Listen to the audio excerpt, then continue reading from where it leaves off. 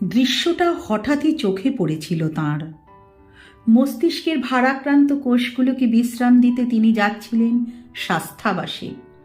মাঝরাতের গাড়ি, জানলার বাইরে ঠান্ডা হাওয়া, হাওয়ায় জলকণা, জলকণায় বৃষ্টির অদূর আভাস, আবছা বৃষ্টি এবং অন্ধকার। তিনি যাচ্ছিলেন একটু বিশ্রামের জন্য। চোখ জড়িয়ে আসছিল। আধো ঘুমের মধ্যে ব্রিজের গুম গুম আওয়াজ। মনে পড়ছিল তাঁর শৈশবের নীলাঞ্জনা নদী। আহা, অতিক্রান্ত সময় বারবার টেনে ধরে স্মৃতির দরজা। চোখ জড়ানো স্বপ্নের সুরায়। হঠাৎ মন্দ হয়ে এলো দূরপিয়াসী গাড়ির ছন্দ, সামুদ্রিক শঙ্খের মতো তীক্ষ্ণ শীষ। তারপর প্রায় নিভন্ত একটা প্ল্যাটফর্মের গা ঘেঁষে দাঁড়িয়ে পড়ল ট্রেন। বিরক্তি এবং কৌতূহল। অলস ভঙ্গিতে জানলার বাইরে মুখ বাড়ালেন তিনি। একটু বৃষ্টির ছাঁট, ভাঙা লণ্ঠনের তেরচা আলো, আর তখনই চোখে পড়ল তাঁর অনতিদীর্ঘ শেডের প্রান্তে কুঁকড়ে এসেছে একটু শিশু। দুটি শীর্ণা রমণী বসে আছে মাথা নিচু করে। একজনের ছেঁড়া শাড়ির আড়ালে অপুষ্ট স্তনে মাতৃত্বের ইশারা। একটি পুরুষ তার শিরা বার করা হাতে কাঠ কুটো ঠেলে দিচ্ছে আগুনে।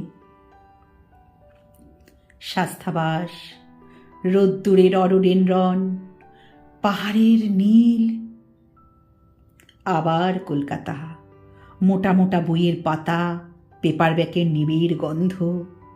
ঘরের দেয়াল বেয়ে, চশমার ধূসর কাচ বেয়ে নামে ছায়া। কাগজের সংকুচিত পরিধির মাঝ থেকে উঁকি মারে গতরাতে পাশের ফ্ল্যাট থেকে তুলে নিয়ে যাওয়া ছেলেটির লাশ। ফ্যানের হাওয়ায় ছড়িয়ে পড়ে চায়ের স্নিগ্ধ সুবাস। দ্রুত লেখা হয় তার প্রবন্ধের খসড়া, ভারতবর্ষের বিপ্লবের স্তর।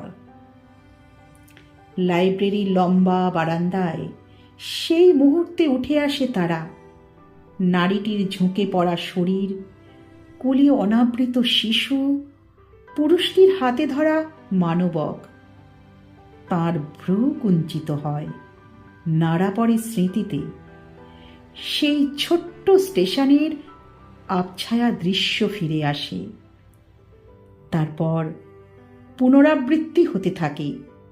প্রাচীন গাড়ি বারান্দার নিচে, স্ট্র্যান্ড রোডের মোটরের পাশ কাটানো গাছের তলায়, সাবওয়ের নিরাপদ ছাউনিতে ফিরে ফিরে আসে শীর্ণা রমণী, কঙ্কাল শিশু, অমৃতের পুত্র মানুষ। ভয়ানক চিন্তিত হয়ে পড়েন তিনি। ভারী বইয়ের পাতা উল্টে যান দ্রুত। খবরের কাগজ, জার্নাল, ঘন ঘন পায়চারি মনে মনে সাজাতে থাকেন একটি প্রচণ্ড লেখার পাণ্ডুলিপি। তখনই টের পান তিনি, অসংখ্য মানুষ উঠে আসছে। শীর্ণা রমণী, কঙ্কাল শিশু কেবলই কাঠ কুটো ঠেলে দিচ্ছে আগুনে। তারা উঠে আসছে গঞ্জের আড়তের পাশ থেকে, উঠে আসছে জোরদারের ধানের গোলা ভেঙে, উঠে আসছে দিগন্তের ছড়ানো গাঁ থেকে।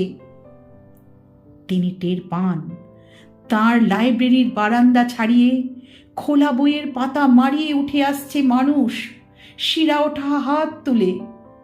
উঠে আসছে ভারতবর্ষের বুক থেকে, উঠে আসছে ভারতবর্ষের বুক থেকে।